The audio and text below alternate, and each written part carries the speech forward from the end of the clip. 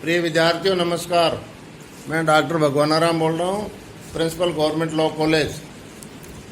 अभी तक कोई सरकार के इंस्ट्रक्शंस आए नहीं है एग्ज़ाम के संदर्भ में या प्रमोट करने के संदर्भ में। जैसे ही आएगा हम आपको वीडियो के द्वारा या ग्रुप में सूचना आप तक प्रेषित कर देंगे। आज LLB थर्ड ईयर के एविडेंस एक्ट के एडमिशन से आप क्या समझते हैं? स्वीकृति किसे कहते हैं? स्वीकृति कितने प्रकार की होती है? स्वीकृति कौन दे सकता है? स्वीकृति क्यों सुसंगत होती है? ठीक है, और स्वीकृति की वैल्यू क्या है? तो प्रिय विद्यार्थियों, स्वीकृति सेक्शन 17 से लेकर के 23 तक दी गई है एविडेंस एक्ट में। सेक्शन 17 कहता है स्वीकृति एक ऐसा कथन है, एडमिशन एन ए स्टेटमेंट। स्वीकृति एक ऐसा कथन है जो मौखिक या लिखित हो सकता है, जो किसी विवादक तथ्य के बारे में अनुमान इंगित करे, उसे स्वीकृति कहते हैं। दोबारा, स्वीकृति एक ऐसा कथन है, admission an a statement written and oral. जो स्वीकृति है वो एक ऐसा कथन है, स्टेटमेंट है, जो लिखित भी है, मौखिक भी हो सकता है, जो विवादक तथ्य फैक्ट्स एंड इश्यू के बारे में अनुमान इंगित करें कि there is something wrong, yes और नो, तो उसे स्वीकृति कहते हैं। दूसरे साधारण शब्दों में, विरोधी पक्षकार द्वारा लगाए गए आरोपों को स्वीकार करना ही स्वीकृति है।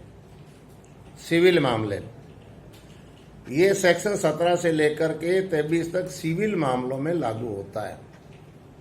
क्रिमिनल में यही चीज जो आएगी वो 24 से लेकर 31 तक आएगी, वो हो जाएगा कन्फेशन। इसको कहते हैं एडमिशन।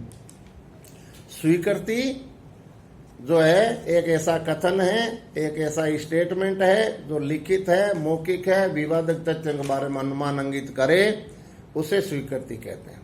साधारण शब्दों में, विरोधी पक्षकार द्वारा लगाए गए आरोपों को स्वीकार करना ही स्वीकृति है। अब स्वीकृति कौन दे सकता है? तो सेक्शन 18, 19, 20, 21 एक साथ पढ़ना पड़ेगा। तो स्वीकृति वाद के पक्षकार, पार्टी, जो पक्षकार है ए और बी के बीच में है तो पक्षकार दे सकते हैं। दूसरा, एजेंट, वकील की भूमिका एजेंट के रूप में होती है, तो एजेंट स्वीकृति दे सकता है।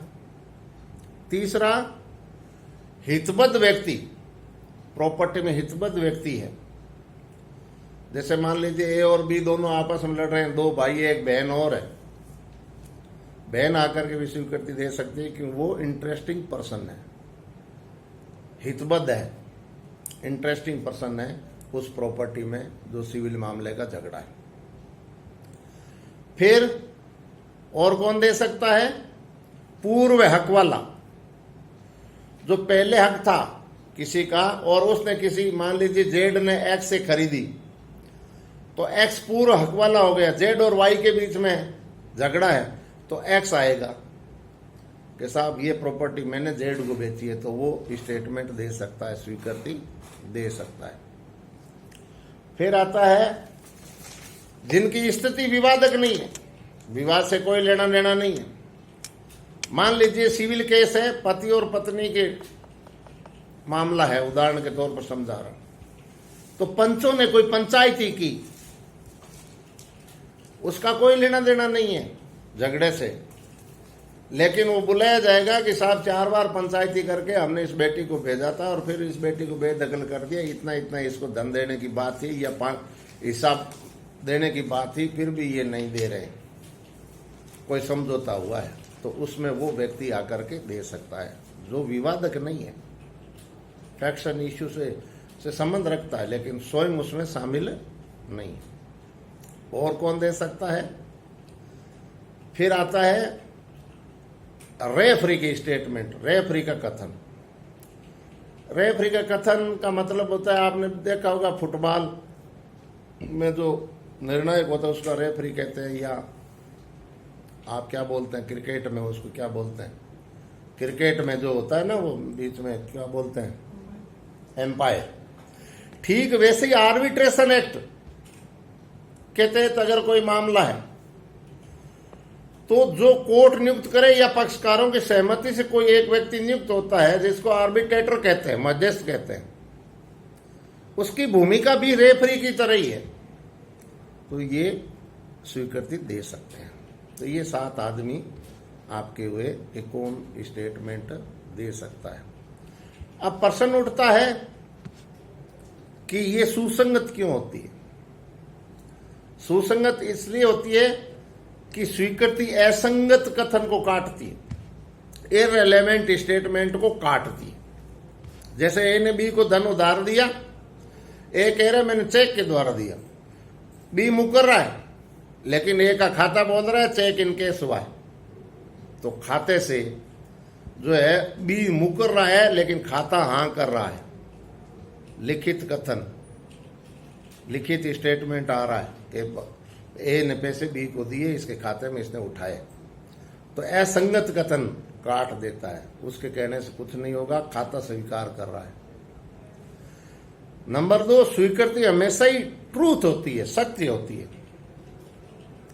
सत्य के बगैर कितना ही दबाव डाल लो कोई आदमी स्वीकार नहीं करेगा। स्वीकृति हमेशा सत्य होती तभी स्वीकार किया जाता है। स्वीकृति हमेशा सुसंगत होती है। तीसरा पॉइंट, सुसंगत क्यों होती है? धारा 5 और 55 के बीच में है, 17 है, सेक्शन 17 पढ़ रहे हैं, तो एडमिसेबल है, कोर्ट उसको क्या करेगी? स्वीकार करेगी। तो फिप्सन कह रहा है, फिप्सन ने law of evidence of law में किताब लिखी, उसमें उसने कारण बताए कि स्वीकृति असंगत कथन को काटती है, स्वीकृति सत्य होती है और स्वीकृति सुसंगत होती है। और एक स्वीकृति का और रह गया पॉइंट जो मैं मेमोरी लॉस हो रही है। स्वीकृति असंगत कथन को काटती है, स्वीकृति सत्य होती है, स्वीकृति असंगत कथन को काटती है। हाँ, स्वीकृति हमेशा ही स्वीकृतिकर्ता के हित के विपरीत होती है। जैसे ये ने वादा दायर किया कि डॉक्टर भगवानाराम में 5 लाख रुपए मांग रहा हूं और मैंने कोर्ट में स्वीकार कर लिया, तो क्या होगा? मेरे खिलाफ ये वाद आएगा ना कि आपने अगर स्वीकार कर लिया है, तो स्वीकृति हित के प्रतिकूल होती है, तो मेरे को 5 लाख रुपए देना पड़ेगा। इसलिए स्वीकृति, ये 4 कारण बताएं। पहला, स्वीकृति असंगत कथन काटती है, स्वीकृति सत्य होती है, स्वीकृति सुसंगत होती है, स्वीकृतिकर्ता के हित के विपरीत होती है। तो ये 4 कारण फिप्सन ने बताया, इसलिए स्वीकृति सुसंगत होती है। और इस रेलेवेंसी का जो है फिप्सन ने अपनी डाइजेस्ट ऑफ एविडेंस एक्ट की किताब में लिखा है। अब स्वीकृति कितने प्रकार की होती है? टाइप ऑफ एडमिशन तो 3 प्रकार की।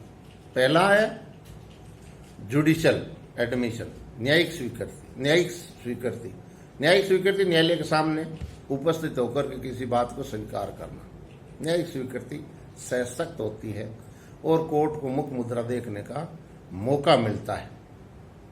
दूसरा है एक्स्ट्रा जुडिशियल एडमिशन, न्यायालय से बाहर बाह्य स्वीकृति। वो स्वीकृति कैसे व्यक्ति के समक्ष की गई है उस पर निर्भर करती है। कोई व्यक्ति कहता है हाँ इसने मेरे को ऐसी बात कही थी कि मैंने इसे धन उधार ले रखा है, वो व्यक्ति कैसा है, रिलायबल है या नहीं, सोशल स्टेटस है या नहीं, तो उस पर निर्भर करता है। इसका मतलब ये भी नहीं है कि कोई कमजोर शख्स है, कमजोर नहीं है, कोर्ट को तथ्य और परिस्थिति को टेस्ट करना होता है। और तीसरा होता है आचरण द्वारा स्वीकृति। आचरण द्वारा स्वीकृति का मतलब ये है कि conduct by conduct, admission by conduct. इसमें एक मेन का केस है ऑस्ट्रेलिया का, जिसने पति और पत्नी के बीच में डिवोर्स चल रहा था। पति डिवोर्स देना चाह रहा था पत्नी को, और जब पत्नी उनके एक लड़का भी था। जब वो लड़के को एडमिशन कराने के लिए स्कूल में गई तो उन्होंने कहा नाम, पिताजी का नाम, तो वो झल्लाई कि पिताजी के नाम की जरूरत नहीं, मेरा नाम लिखो। प्रिंसिपल लिख दिया, पिता का नाम बताने से इनकार किया और माँ का नाम लिख दिया।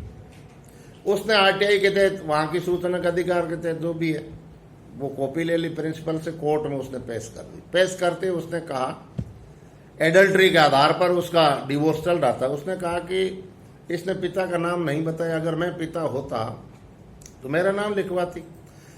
या तो इसको पता ही नहीं है कि इसका बाप कौन है, मतलब अनेक व्यक्तियों के साथ में इसके संबंध रहे, जो कि मैं कह रहा हूं, क्यों नहीं नाम लिखवाया। तो आचरण ये कह रहा है, कंडक्ट ये कह रहा है कि वो दार कर्म की दोषी है, इस आधार पर उनको डिवोर्स मिला, तो आचरण द्वारा स्वीकृति। तो दोस्तों आज इतना ही करेंगे, फिर आगे इसके बारे में, एडमिशन के बारे में और अगले वीडियो में आपको बताएंगे। Thank you. स्वस्थ रहो, मस्त रहो और कोविड के नियमों की पालना करो। कोई सूचना होगी हम आपको बता दें।